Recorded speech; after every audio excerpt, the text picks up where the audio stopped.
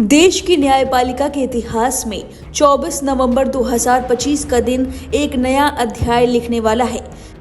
Justice Suryakant Bharat के 53वें chief justice of India के रूप में शपथ लेंगे और इस बार शपथ ग्रहण समारोह भी कुछ अलग, कुछ ऐतिहासिक होने वाला है। रविवार को मौजूदा सीजेआई जस्टिस BR गवई का कार्यकाल समाप्त हो रहा है और अगले ही दिन राष्ट्रपति भवन एक ऐसे पल का साक्षी बनेगा जो पहले कभी नहीं देखा गया। इस बार शपथ ग्रहण सिर्फ एक औपचारिकता नहीं होगी, क्योंकि पहली बार 6 अलग अलग देशों के चीफ जस्टिस, कई शीर्ष जज और उनके परिवार इस समारोह में मौजूद रहेंगे। ये देश हैं Nepal, Bhutan, Kenya, Malaysia, Mauritius, Sri Lanka. इन सभी देशों के चीफ जस्टिस और शीर्ष जस्टिस भारत के अगले सीजेआई के शपथ समारोह में मौजूद होंगे और ऐसा पहली बार हो रहा है। राष्ट्रपति द्रौपदी मुर्मू जस्टिस सूर्यकांत को पद और गोपनीयता की शपथ दिलाकर देश की सर्वोच्च न्यायिक जिम्मेदारी सौंपेंगी।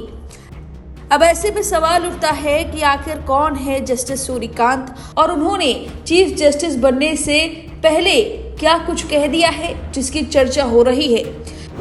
सबसे पहले जानते हैं कि कौन है जस्टिस सूर्यकांत। आपको बता दें कि भारत के अगले चीफ जस्टिस बनने जा रहे जस्टिस सूर्यकांत मौजूदा सीजेआई BR गवई के बाद सुप्रीम कोर्ट के सबसे वरिष्ठ जज हैं। लेकिन उनकी कहानी सिर्फ वरिष्ठता ही नहीं बल्कि मेहनत, संघर्ष और एक असाधारण सफर की है। 10 फरवरी 1962 को हरियाणा के हिसार में एक साधारण मध्यम वर्गीय परिवार में जन्मे सूर्यकांत बचपन से ही पढ़ाई में तेज और लक्ष्य को लेकर बेहद स्पष्ट थे। हिसार के गवर्नमेंट पोस्ट ग्रेजुएट कॉलेज में 1981 में ग्रेजुएशन पूरा करने के बाद वे कानून की ओर बढ़े और 1984 में महर्षि दयानंद विश्वविद्यालय रोहतक से LLB की डिग्री हासिल की। कानून की डिग्री मिलते ही उन्होंने किसी बड़े शहर का रुख नहीं किया, बल्कि हिसार जिला अदालत से ही अपने संघर्ष की शुरुआत की। यहीं से उनकी प्रतिभा, मेहनत ने उन्हें बार बार आगे बढ़ाया। कई सालों की सख्त मेहनत और मजबूत कानूनी पकड़ के बाद उनकी पहचान देश भर में बनी और फिर 24 मई 2019 को उन्हें सुप्रीम कोर्ट का जज नियुक्त किया गया। उससे पहले वे हिमाचल प्रदेश हाई कोर्ट के चीफ जस्टिस रह चुके थे। हिसार की गलियों से निकलकर देश की सर्वोच्च अदालत के सबसे ऊंचे पद तक का उनका यह सफर वाकई प्रेरणादायक है और बताता है कि बड़ी ऊंचाइयों तक पहुंचने के लिए हमेशा बड़ा शहर नहीं बल्कि बड़ा हौसला होना चाहिए। अब देश के चीफ जस्टिस बनने से पहले जस्टिस सूर्यकांत ने साफ कहा कि अब वक्त आ गया है कि जब भारतीय न्यायपालिका को अपनी ही सोच, अपने ही फैसलों और अपने ही अनुभव पर भरोसा करना चाहिए, न कि विदेशी उदाहरण की ओर जाना चाहिए। उन्होंने सवाल उठाया, जब सुप्रीम कोर्ट ने 75 साल में इतने ऐतिहासिक फैसले दिए हैं कि दुनिया हमें उद्धृत करती है, तो फिर हमें अपने देश के मुद्दों पर राय बनाते समय दूसरे देशों के फैसले क्यों देखना चाहिए?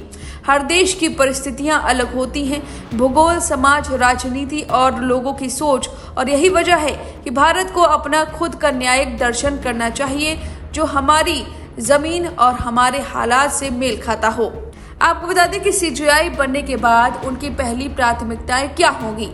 जस्टिस सूर्यकांत ने साफ कहा है कि सबसे बड़ा फोकस होगा लंबे समय से लंबित मामलों को तेजी से निपटाना।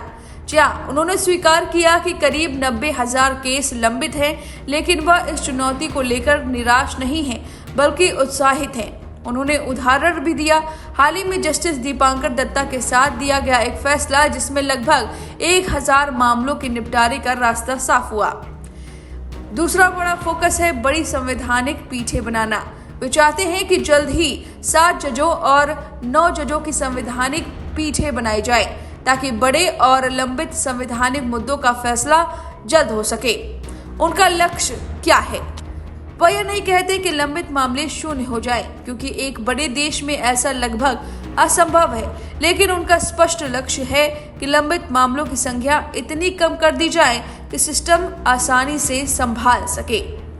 अब ये उनका फोकस है, ये लक्ष्य है जस्टिस सूर्यकांत का, जो कि अगले चीफ जस्टिस ऑफ इंडिया बनने जा रहे हैं। अब उनके इस लक्ष्य पर आपकी जो भी राय है हमें कमेंट करके जरूर बताएं।